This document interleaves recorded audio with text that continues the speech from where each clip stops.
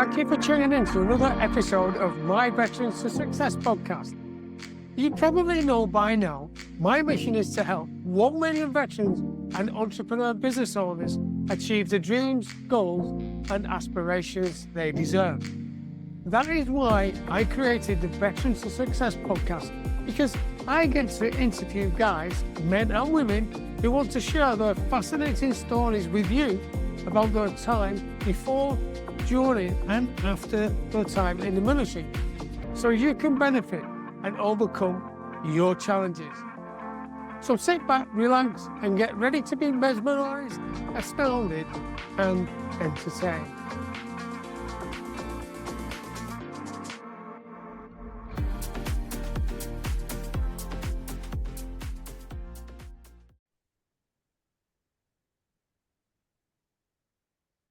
Hello and welcome. And today I have Steve McCarthy with me.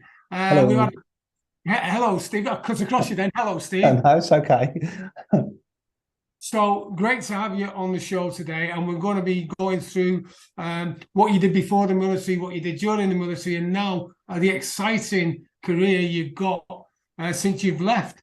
So hello and welcome. Hello. Good. Thank you. And you've had a great career. We've met. Yeah. We've met now. I've had a few chats. Yeah.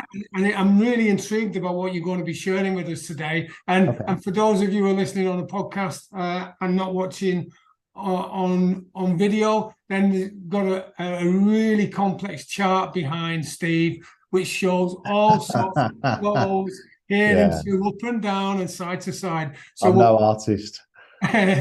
We'll probably come on to that sometime during today. So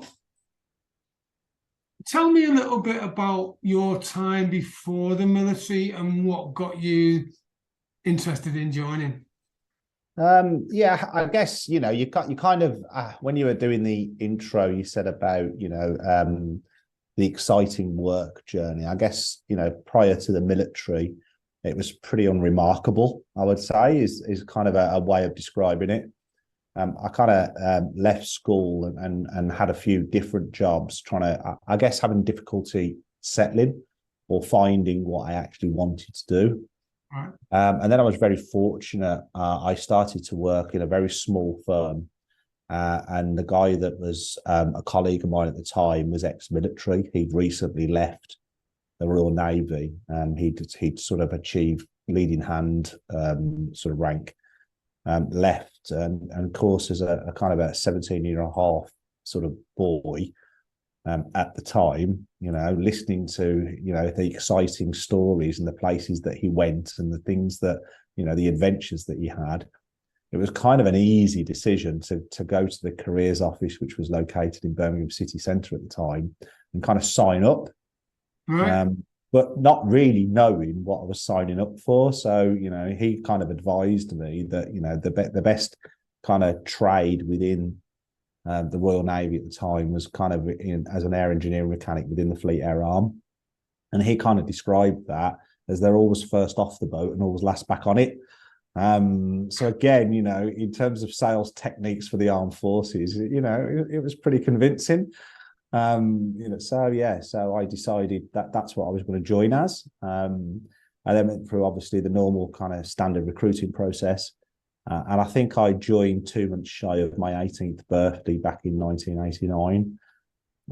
So it was pretty unremarkable prior to that. A few bits of, factory work. Really, I guess, I would sum it up as struggling to find what my purpose was at that time. So, and I guess at that time as well, the military was completely unknown to me. Just state education with the general kind of options. Do you want to stay on at school, sixth form, college? It wasn't even apprenticeships really at the time. It was more the YTS kind of schemes. And then you want to find employment essentially. So options, I wouldn't say were limited. But certainly, when I think about careers information and careers days, there was nothing really around the military that kind of, was kind of at the forefront of choice, I would say. Right, so it's all down to an ex-able seaman Absolutely. who Yeah. inspired you to join, and that's interesting. And I like the terminology, like, but you were first on the boat, last off. Well, that's like the Royal Engineers, first in, last out. Yeah, yeah, yeah. Yeah, so a lot of Yeah. similarities there. Yeah, I've got quite a lot of guys that I kind of work with that are ex-military as well. And obviously, you know, when I tell them I'm an ex-WAFU, they're kind of like, oh yeah, okay, fair enough. Yeah. we always take the mick out of each other. Yeah, not real Navy, I'm called, which is fine because I mean, in the 6 years I was in the forces, I only went to sea for 3 months. Well, that's great. Well, that's good if you don't like to see. Wow, yeah. I mean, I spent most of my time on 845 Squadron with the Royal Marines, so there was no real call to go to sea as such. Well, which brings me on to your military career. So, we've got an idea now what prompted you to join the Yeah. military. So, tell me a bit about your military career then. Yeah, so I joined in '89, standard kind of training, you know, through basic training and more trade training at what was HMS Daedalus, which I believe is not there anymore, as many, I guess, you know, bases that probably over time have been consolidated. So I joined as an air engineer mechanic. You know, I had this vision of small ships flight, Type 42s, working on links, traveling the world. I got given a gun and sent to Northern Norway. So yeah, it was a bit of a wake-up call, is how I would describe it. That first week, yomping up a mountain with a backpack and you know, Royal Navy skis, which were essentially pieces of wood. So yeah, it was a wake-up call. But I thoroughly enjoyed the time. I had 2 tours of Iraq, Saudi Arabia, Kuwait, lots and lots of kind of adventures, you would say. So I joined at a time where the threat had sort of changed in the world from the Cold War. So I remember my early time was spent in Norway. And then almost, you know, within weeks, it was switched to the Middle East. And the threat that Saddam Hussein at the time had posed with the invasion of Kuwait. So I was very much on the ground. I was an air engineer mechanic supporting the Royal Marines on 845 Squadron. So essentially everywhere they kind of went, we went with them as the engineers. So we were stationed out in the Middle East for about a year in the end, before I returned back to Yeovilton and seen out my time before I eventually left in about 95. And what sort of challenges did you face while you were in? Because it couldn't have been plain sailing all of the time. No, it's not. No. I guess, you know, as a young person, you know, I think it's a fantastic life. You know, you're surrounded by, you know, what become, you know, very, very good friends. And you're, you know, kind of most of you have similar interests. And I think the life of in the forces is fantastic for that. The development opportunities, the training opportunities, sport in general. You know, I played a lot of sport within the forces, and the exposure to different initiatives was amazing, and getting involved in that. You know, but it does come with its challenges. You know, like I say, I spent the first sort of 9 months, doing a lot of Arctic survival training, which at the time, you know, when we were shipped out to the Middle East, you thought, well, actually, what was, you know, I know there is a changing face in the world, but actually it set us up quite well because it was actually colder in Saudi Arabia than it was in Norway at night. So that worked quite well actually. But yeah, I guess it does teach you some real sort of life lessons, you know, things that, you know, like organizational skills have never left me. And it's something that's been a particular strength of mine, you know, being on time for things, being organized, being prepared, all of those things that I've got a real good grounding of have really set me up in my career, and actually kind of formed part of the career that I had throughout my time within manufacturing. And those standards as well, having really high standards of things, has hugely helped. So, you know, things like even down to how you present yourself, how you prepare for things, has helped hugely. You know, Yeah. so some of them core behaviours that the military kind of teach you, I think have been, I guess, invaluable within working, civilian roles, to be Yeah. honest. And I think that, many of the clients I work with now recognize the qualities that we discuss. And I think there's a lot of soft skills that the military gives that is not necessarily understood or appreciated at the time. For instance, you mentioned training in Norway, and then you get posted to the Middle East, and you think, "Oh, it's just warm there, isn't Yeah, it?" yeah. And It's then not. you find that you're freezing your, what do you call it, off at night, Yeah, and then you recognise, so that's what they taught me. And I mean, it must come, because it does to me. There are things that I still recognise, and I was doing a job the other day, and I thought, so that's why I learned that in the military. yeah. That's the value of it. Yeah, because it's a bit like kismet, or the eureka moment, and you think, at the time, doing that seemed pretty useless. Yeah. And now, yeah, it's pretty good. Does that make Yeah. sense? Yeah, I guess as well. One of the other things, I was talking to somebody the other day, and this really struck me. Because I do a lot of coaching, and I was talking. I was doing some coaching with somebody in the workplace that was struggling with a couple of relationships, and I was kind of explaining that, I went from kind of a typical childhood, then into school where you've got the child parent relationship, you've got the student teacher, and then into the armed forces, which is a very much, I guess, a hybrid of those. So you learn a lot of respect for people, hierarchy, for, people in command positions. And really the military really teaches you that, as is not to question why, as is to do or die, essentially. Yeah. And I really struggled when I first went out into civ street with that, going more into organizations where there's more of a collaborative approach amongst the hierarchical, I guess, structures. And I remember going into kind of my first proper role within manufacturing, and almost freezing when people of a director level would be around in the environment, because again, if you're in the military and your commanding officer comes in, you stand to attention, you mind what you say, it's madam, whatever it is. And I'd had that throughout my whole life in terms of those structures. So it was one of the things that really took me a while to kind of get used to, that more collaborative. And I guess there's a lot more relationships within organizations that are more of, I guess, more friendly based and softer. Yeah. That hierarchical, stand to attention because your line managers walked in the room. Yeah.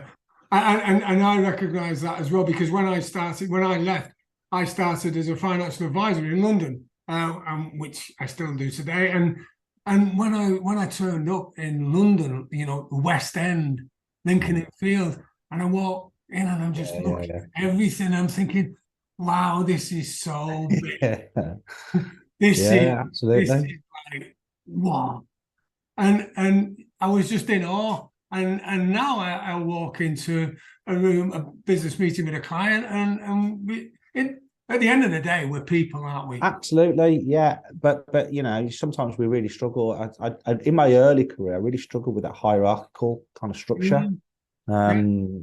Because of my behaviours, what had been taught to me, how I'd been sort of conditioned, for want of a better term. Which is interesting, because I do want to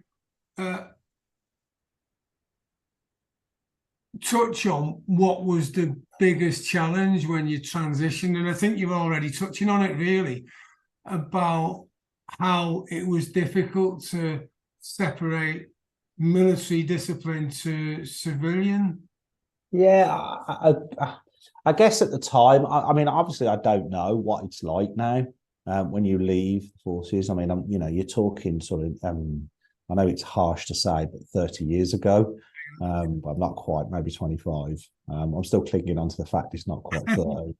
But yeah, I remember kind of, you know, at the time, and I get, I don't know what it's like now, but it was kind of 18 months notice you had to give at the time, if you went early. And then you went through, it was kind of a resettlement process, but options again were limited. I remember, you know, kind of choosing a course to go on. And I chose household electrics, and I spent a week at HMS Nelson retraining to be a household electrician. But I kind of just plucked that out of the air as something I could potentially do. But I guess, was there a lot of education? So it was a challenge. And actually, I was really fortunate because I exited the forces at the time where Land Rover were going for a real sort of growth phase. They just launched the Freelander, and they were recruiting heavily. So the guy, I remember him actually. There was a resettlement officer in Birmingham city centre, kind of a very traditional kind of sergeant major type. You know, and he was responsible for resettling the ex-armed forces at the time. And he put a lot of people into Land Rover on the assessment days. And so I was successful in kind of securing that as employment. But I guess, you know, there wasn't a lot of signposting. There wasn't a lot of information and, you know, these are your options. And I know you touched on kind of financially. There was certainly nothing that springs to mind that helped me financially re-enter civilian society. Nothing sticks out at all in that. Which is a major problem, really, isn't it? Because I remember once we were working with an infantry battalion, and one chap was put in front of the OC for a 252 charge. For not managing his finances properly, and the upshot was he was overdrawn by a considerable amount of money, and he said to the OC innocently, he got his checkbook out and said, "Sir, I don't understand why I've got no money. Look, I've got lots of money," and he just flicked through his checks, and I mean that may be an extreme case, but there's that sort of gets the picture. Where it gives a picture of where they are. So financial education is very important, isn't it? Absolutely, and it is in any walk of life, Joe. And if you think about schools these days, you know, it's important we teach our children, you know, the importance of budgeting and credit control, and what does interest rates mean, and how do banks work versus financial institutions. You know, what's capital gains tax? All of these things that helps them in the real world. And you know, excuse my, I guess, ignorance, but maybe spending that much time teaching them algebra rather than teaching them kind of, you know, how the financial world works would be more valuable, in my humble opinion. Yeah, I don't know. Yeah, and in fact, I get involved with schools and go in, and we've got modules that we teach them. So it's very important. Absolutely. And the feedback that we get is brilliant because, as you say, maths, a good basic education is very important. They need to be taught other stuff. Life skills as well. You know, it's all things like that we rely on kind of parents and support networks to kind of do. And you know yourself, you enter into the working world, and things are better these days, and we have evolved. But again, you know, your first pay packet when you know you've got tax and national insurance, and think, wow, what's that? Oh, wow, I thought I was getting X, and now suddenly it's reduced hugely because I've had to pay this out before I even get it. I know.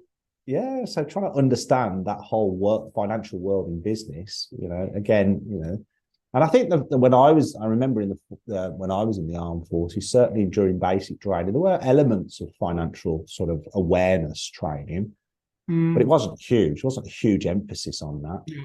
And like you said, it was at a time where we kind of used checkbooks more than anything else. I remember, you know, ripping out checks and using them and cashing checks before, you know, the real use of plastic came along. And if you're a younger listener and you do not know what a checkbook is, go and Google what a checkbook is, and you'll see. Because I mean, I've still got a checkbook actually. I hardly ever use it because I don't know if I've got one. People don't use cash anymore, hardly anyway. No, but certainly not in business. But I find that certainly in social circles, a lot of people still using cash. Right. But certainly in business, yeah. And I was, I was looking on social media the other day and sort of how advanced Japan is, and they're using all sorts for payments, even, iReads and everything at the moment. It's phenomenal, the technology in the Far East. It really is. So from Land Rover, I mean, you've had a varied career. Where did you go after that? And just give a snapshot of how you've developed, because I know what you're doing now as a consequence of everything that you've done before, if that makes sense.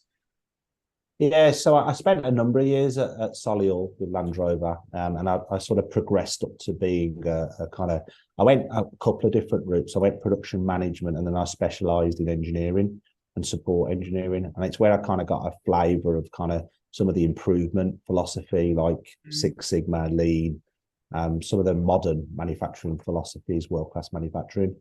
And then I went into aerospace, and I spent a number of years as part of the Dunlop and Meggitt Group.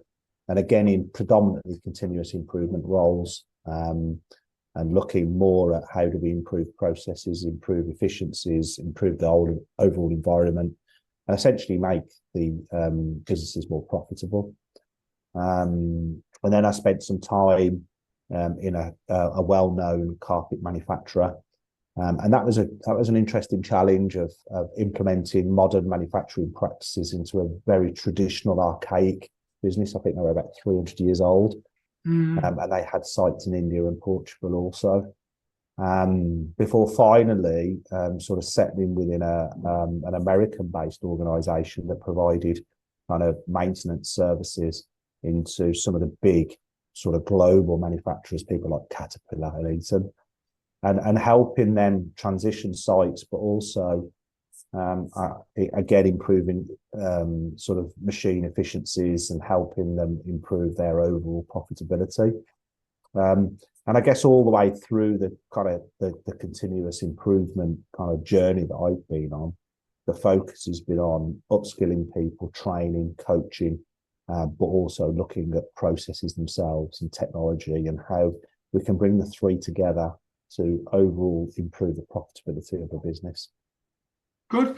And the way you go through it, it was a breeze, wasn't it? Everything went right. All of the challenges. Well, there's been lots and lots of challenges. So I can see your expression now. So tell me some of the challenges. What was a big one for you? Because what the purpose of this question, right, Steve, just to give you the heads up, is what we tend to do when we reach a more experienced age, shall we say, is we tend to look at the good stuff because the bad stuff's being put aside. So what I want, because some of the guys listening to this, guys being male or female, might be going through some bad stuff, and if they're listening and they think, oh yeah, it's easy for you because everything went great and you didn't have any problems. So, and when you're in it at the time, it can be quite overwhelming and maybe disempowering. So what was a period where you thought, flipping heck? I think the time, so in terms of challenges, I've got one kind of funny, interesting story, and then just to come back to your point about, a serious kind of challenge for a business. So partway through my Land Rover career, I was given an opportunity to go and spend some time out in Brazil. And I was working on Defender at the time, which is kind of like a Meccano set. Defender have a process where they can kind of ship these things all over the world in crates and then build them in the country that they're in, which gives them obviously tax breaks, etc., incentives also. So we got the opportunity to do this, me and another engineer, is to go out to Brazil for 4 weeks. And essentially build 12 Land Rovers in the bottom of a factory that used to be used for building escorts, and train a number of individuals, local individuals, in terms of the processes. And overall, the project was very successful. it coincided with the '98 World Cup, which was an amazing experience to be in Brazil at that time. Although them losing 3-0 in the final wasn't great, being in that sort of area. But an interesting challenge, and talk about preparation and thinking about your environment. You know, going to Brazil, my only thoughts were a suitcase full of t-shirts and shorts and flip-flops. But actually, we went there in their winter. And when we got there, it was probably like a February, March day as it is today. So it was very cold. So we had to then restock up on everything we practically owned. So you spent your first month's money on clothes then? Absolutely. It was so cold in the depths of the factory. It was freezing. So another example of how your Norway training came in. Yeah. But again, you know, the challenge of everything I'd learned around preparation and all that had completely gone out the window. Yeah. But I suppose on a more serious note, I joined the textile manufacturer I joined was just prior to the major recession that we had. Hey, do you enjoy sipping a good glass of wine? As you know, sipping too much wine can leave you feeling groggy in the mornings. For less than the price of a good bottle of wine, you can gain access to valuable business and life resources gained from my over 37 years in business and 15 years in the military. These world-class resources are designed to help you achieve the goals, dreams, and aspirations you deserve. So visit joelteams.com now to find out more. That's JOETEAMS.com to find out more. This company was very buoyant at the time, had a lot of cash in the bank. Employed me and another guy to kind of blank sheet of paper. Is this the 2008 one? Absolutely. So I joined them just in that year, and they fell off a cliff. And it was a really challenging time. Redundancies, cash constraints. You know, I was with that company for 5 years in different roles, and every year after the first year was a complete challenge. It was a very negative place. Morale was low. They had huge quality issues, lots of cost in the business. Ultimately, I mean, the business still exists today, but it doesn't manufacture in the UK anymore. It's got a global footprint. But unfortunately, it doesn't manufacture, and it had manufactured on that site for, like I say, over 300 years. So it was quite a sad end to a very, very challenged business. And despite the best efforts of trying to improve that business, which we did make lots of improvements, the recession took its toll.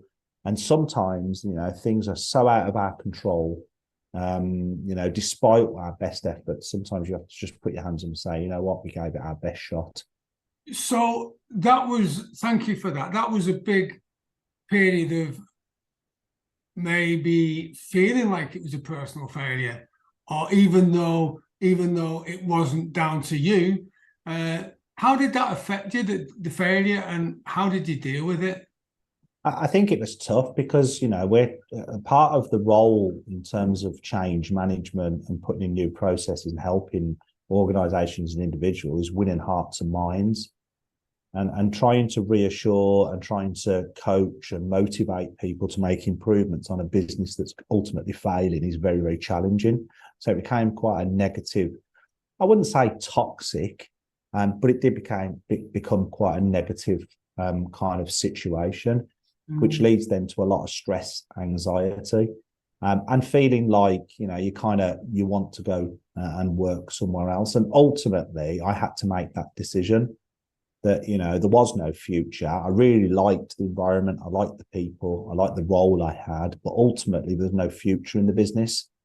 And the cash constraints had become so sort of extreme that we just didn't have the money to kind of develop new processes, new products, new services. So it become quite stagnant as a business. So ultimately, I had to make a personal decision that, you know, it was time to kind of look for something else. And fortunately, I've been quite fortunate throughout my own career that I've been able to do that. Even when I have my own business, which I have now, when I face challenges, you know, I've been able to kind of look at what are the options, you know, what can we do? and what pathway do we need to kind of take, and have, I guess, the courage to be able to do that. Yeah, and thank you for that. So you went into this business 2008 to help them improve the processes and coach the teams, and then all of a sudden you find that you're going up a dead end. Yeah, it was tough, Joe. I mean, I remember once I had to streamline my own team, and I'd become, very, very good. We had a good relationship with them. We were a tight knit team, and one of the guys I'd actually been on holiday with, and we were friends in terms of families and things like that. And ultimately, I had to make him redundant because I've streamlined. We had to streamline the teams, and that was quite a challenging. That was a very negative process, and kind of destroyed our personal relationship. And it's not something that sits well with me. But unfortunately, there was no choice at that time. So that's why I wanted to dig a little bit deeper, because I know stuff happens in our lives, and whilst we put a great picture on most of it, sometimes it's good to recognise that the challenges that we've had, isn't it? Absolutely, and sometimes we have to do things that don't sit well with us, but ultimately, that's the roles that we're in, and having to make people redundant, which I have throughout my career, doesn't feel good. Doesn't feel good. And I suppose it's for the greater good at some point, isn't it? Yeah. I guess we look at the pros and cons of management, supervision, corporate, whatever role that you're in, where you've got teams. You have to take the sort of the good times, and ultimately, at some point, if you've got people working for you, ultimately you will be faced with that dilemma of having to exit people out of the business for whatever reason. It's part and parcel of the role of being a people manager. It really, really is. So we're going to move on to how you're successful, and I know that you've had some interesting times in your business. Yes, we more have. recently as well, which I'd like you to share with us in a second. What I want to ask you, right, is what's the secret of your success? I guess there's one word that always springs to mind, and that's resilience. I think you're dealing with things every single day, and it's having the ability to kind of, when things do get tough and there's challenges, is being able to dust yourself off and get back on the horse and carry on. And particularly in the business world over the last 3 or 4 years, particularly, with everyone knows the impact of COVID. It has been challenging. It really, really has. But there was a lot of bright sort of green shoots in the business world, and there's a lot of work out there, and there's a lot of opportunities. But I think resilience is really the key with this, because there's so many things that you have to deal with and be conscious of and manage, and all of those things.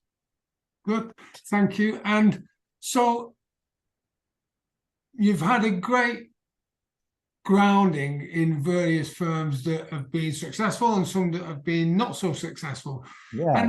And then more recently, you decided to take a big step, didn't you? And what did you do?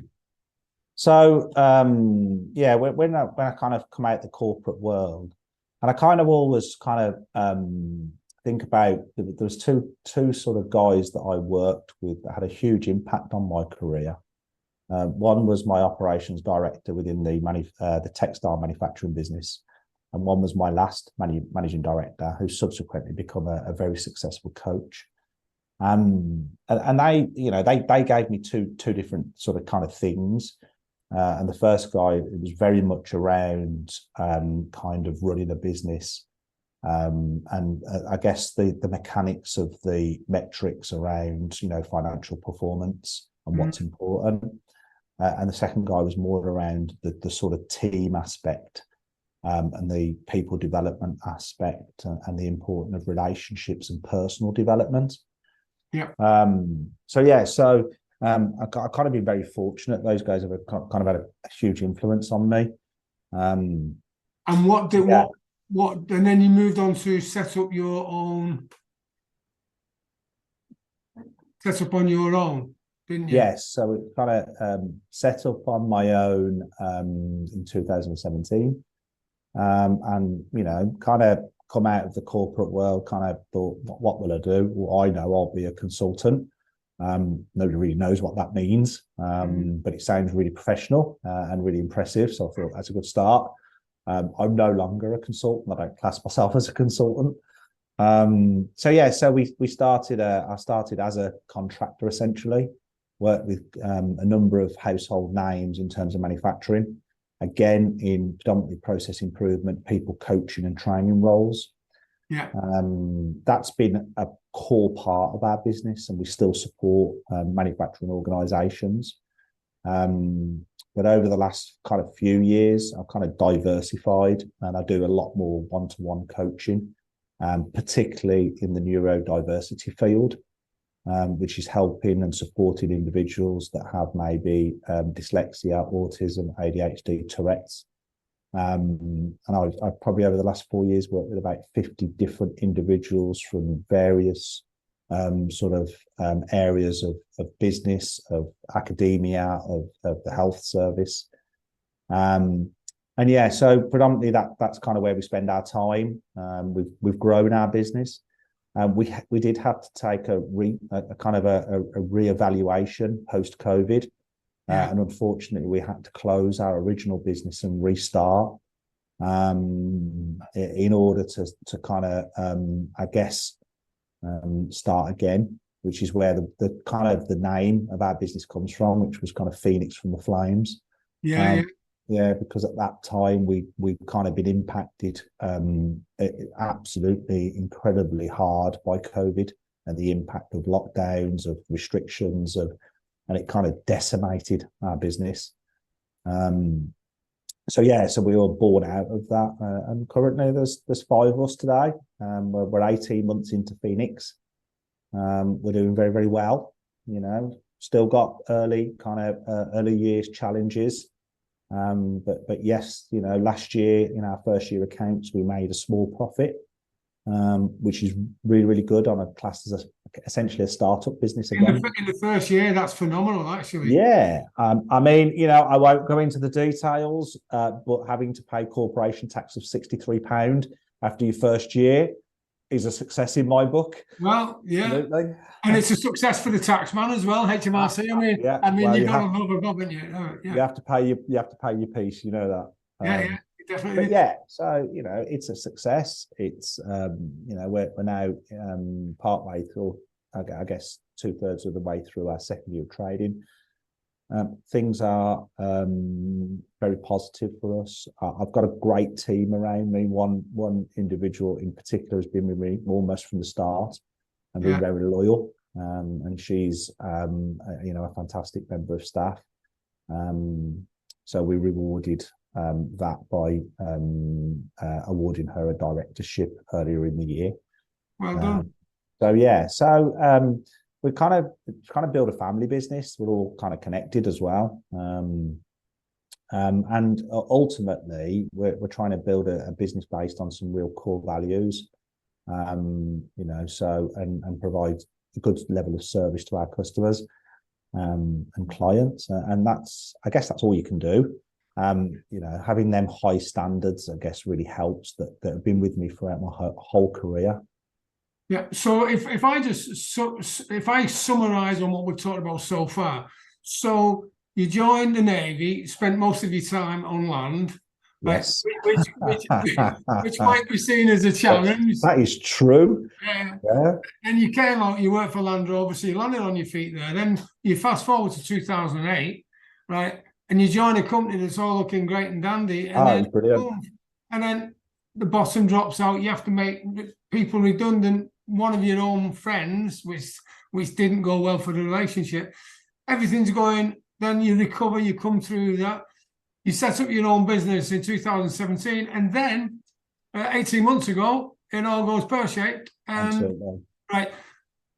And when you set up your business in 2017, you recognise how important coaching is and financial support and what have you, and knowledge. which I totally believe in, and that's why I love what I do. And I know that you work with neurodiverse individuals, which is absolutely fantastic. Knowing people who have dyslexia and ADHD and other things, because they're great people. It's just absolutely, yeah. they've Just got a think different way of differently. living. Yeah, I have a term, Joe. There is no such thing as normal. We just all think differently, and that's all that I kind of promote when I talk about neurodiversity. Yeah.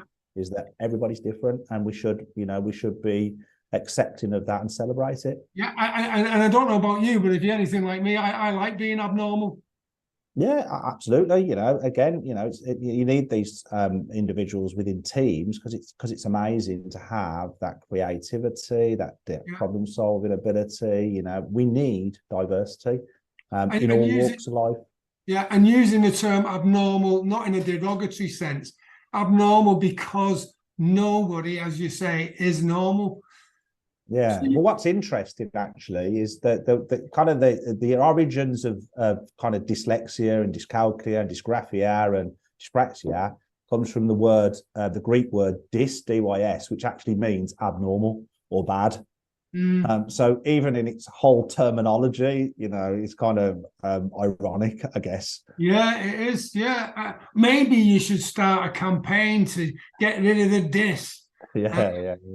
And just call it Lexia. Yeah. Mind you might even get it playing a tune if you did that. Yeah, probably. But yeah, I mean, and it is, it's quite powerful stuff. And awareness is growing. Acceptance and inclusion are, on most agendas within the corporate world.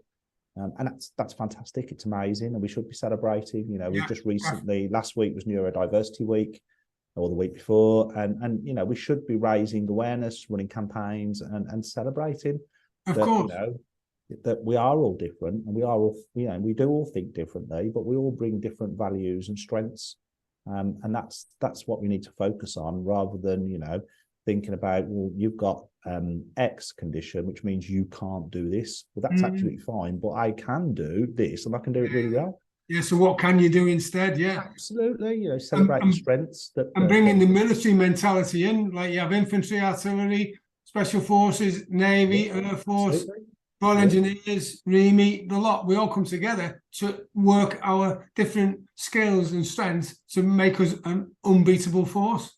Absolutely, yeah, I completely agree. And that's the idea. It's like any kind of team, isn't it? It's them diverse skills and ways of thinking that ultimately, will make the team successful. Yeah, and we touched on it, not so much in the subject itself. The fact is that the conversation's taken us that way about networking, business networking, personal networks. How important do you think that's been in bringing you to where you are now, getting you through the challenges and failures to success, whatever success looks like to different people? How important do you think business networking and social networking? And I think it's vital. Absolutely, both elements, business and social, and there's no harm in crossover with them. I again, starting my own business in 2017, I'd never been to a networking event ever. Right. So it was completely alien to me. I ended up joining one of the biggest networking organizations in the world. And it was phenomenal, and the business that's passed within these groups and the support that's offered, is priceless, particularly for startup businesses, and even entering a networking group where you've got your accountant, your IFA, you've got your SEO website, you've got all these key roles that you need to help and support you. You've got them all in one room, so you've got all that knowledge, experience, advice. And again, I've recently kind of got involved in some ex-armed forces networking events. Some of them, can be quite unstructured and informal, and that's okay. There's one in particular that's very, very informal, but it's a delight to go there. It really is, and just meet like-minded ex-forces as well. Some of them are in business, some of them are not. So yeah, and that's one of the reasons when we went into lockdown, I came back from being abroad on the 30th of March, nearly didn't get back. and I'd been a member of a network, and they were face to face. And they said, "What we're going to do, Joe?" And I thought, "Well, what are you looking at me for?" And then what I did is I set up a network that met online. Absolutely. Just to keep the support, because that was really important. And I brought that through now, and I still meet with them. And it's a great network to have, because you've got support, haven't you? Help and guide. Yeah. I think that was kind of a real, I guess, positive of COVID, is the way that we communicate and how we kind of utilize that. If you look at, just what we're doing today in terms of how easy that conversation and communication process is, prior to COVID, the thought of a video call with somebody was like, oh my God. Or that's not going to be. We have to meet face to face, because otherwise it's not going to, it's not going to work well. We're not going to have good rapport, all this sort of stuff. But I think it changed our approach. It really did, and it changed the approach of collaboration. If you look at the way Microsoft Teams is evolving, I'm not a huge fan because I have an Apple, and I think there's a real conflict between Apple and Microsoft. Mine never seems to work properly. My camera won't work despite what I do. So I always prefer Zoom, and we had Zoom prior to COVID. Yeah. But I guess the point is how it's changed how we approach communication, and it's made it more accessible to us. Yeah, well, and when I'm speaking to clients now, who investment clients, that prior to COVID, oh no, we can't do Zoom or we can't do Teams, and now they just hop on, and like these are retired clients who have significant sums, and they're quite happy. Absolutely. Even in the depths of manufacturing, where technology, the far reaches of the factory where technology is never seen, video conferencing, Zoom, Teams, whatever you want to call it, is now becoming a typical way of communication with people if you can't attend the meeting. Yeah. And again, it's helping us hopefully be more efficient. For many meetings now, I look to do a Zoom or a Teams, because it means I don't have to travel to a site. And then you've got the added stress, and all that goes along with traveling. Yeah, absolutely. And it's good to the planet as well. Absolutely. So I think it's got benefits. I mean, obviously, I don't think we'll ever replace the kind of, I guess, the value of meeting somebody face to face. The body language, the rapport, the spontaneity sometimes of it, and all of that kind of stuff. But I think it has given us plenty now in terms of the value of that communication and the ease of it as well, I guess. Definitely. And we've touched on coaching and mentoring, and which is what a lot of what I do, and as do you. How important do you think it is to have a good coach or mentor, someone who can just give you a kick up the backside when you need it, and a pat on the back when you need it, and all the things in between?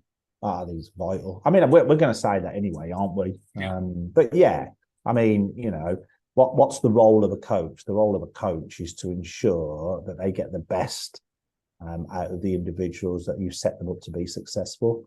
The coach doesn't do the work. The individuals do the work, and there's that empowerment piece. But we're there to help them achieve and help them reach and get to where they want to be. It doesn't matter what their goals are. Our job is to help them get there and support them on that journey. And it's absolutely vital. Yeah, and thank you. And it's not just us being able to do their job in a world-class way. It's about asking world-class questions that can help them. And I love putting together world-class questions, probably like you. Yeah. And again, getting to know individuals and building that relationship, and then seeing them achieve. I work with, on the kind of the neuro side, I work a lot with kind of within the health service of professionals that are going through exams, in particular, those that are sort of challenged with dyslexia and maybe struggling. And I work a lot, and then seeing them achieve and pass exams and having that feedback and those conversations, you just can't get that without being in that type of role. So I guess when people achieve, and even if you don't feel you've helped them that much, the feedback is normally very, very positive. Excellent. Yeah, and I've said to individuals before. I recently I worked with an individual that was in academia, and they through the coaching program that we had, they achieved everything they wanted to. And I kind of, a bit sort of pragmatic at the end. Went, well, I've never really done much. He said, "Oh my God, wow, it's amazing." Yeah. And having that feedback is very, very humbling, I guess. Good. And thank you for that. And it's great to hear, because it is really great to think that we can have an impact on a life-changing experience for someone. I mean, that's so rewarding and humbling. So we're coming towards the end now, and I'd like you to think about what's one tip, the one biggest tip that you've got that could help someone who is thinking of leaving the military, or is a veteran and wants to be even more successful, or indeed someone who's not been in the military. What's the one tip that you would give them to help them to be a success? Well, I guess I'm gonna do a shameless plug actually at this point. There is a book, and I'm not that good because I can't remember who wrote it, but it's called Feel the Fear and Do It Anyway. And it's fine. It's a kind of famous book within motivational and things. And I guess I talked about resilience. I guess the one tip I can give people is don't be afraid to try. Not everything you do works, whether that's in personal life or business. We've tried lots of things in our business that have been, not very successful. And we kind of hold our hands up and say, we give it a go. And actually it didn't really work for us. And we've got the numbers that supports the fact that it was a terrible decision, really. Normally they're mine. So my team will normally say that they're my decisions that are really the bad ones. Because, when we make decisions, we don't really have the power of hindsight. So we never really make a bad decision on purpose. I guess, the one tip I'd be is try things, don't ever be afraid to give something a go. And that's where, if it doesn't work, that's where the resilience piece comes in. Dust yourself down, get back up and try something else. And if you truly want to kind of develop and be entrepreneurial, I guess that's it, taking calculated risks, finding out what works, and then, and I guess making things happen. So I guess that's the kind of the approach we have. Now, again, my team will probably say that I take too many risks. But if you don't do anything, if you don't make any mistakes, you don't actually do anything. So I guess it's that emphasis rather than it being a singular kind of thing. It's more of an approach. Thank you. And I just glanced over because I've read the book, and I've just glanced over and refreshed my memory. It's Susan Jeffers. Right. Okay. Doing anyway. Yeah. And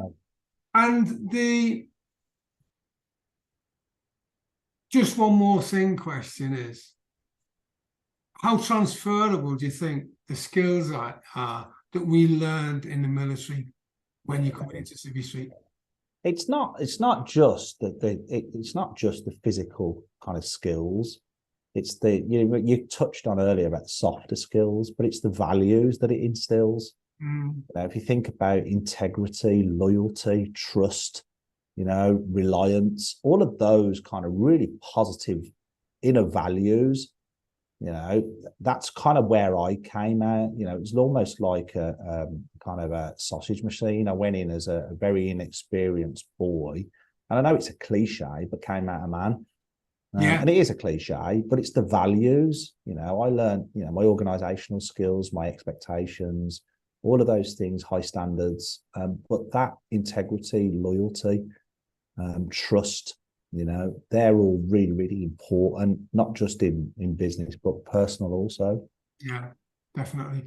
Well, Steve, it's been an absolute pleasure speaking to you, and I know we're going to keep in touch after. Excellent. All right.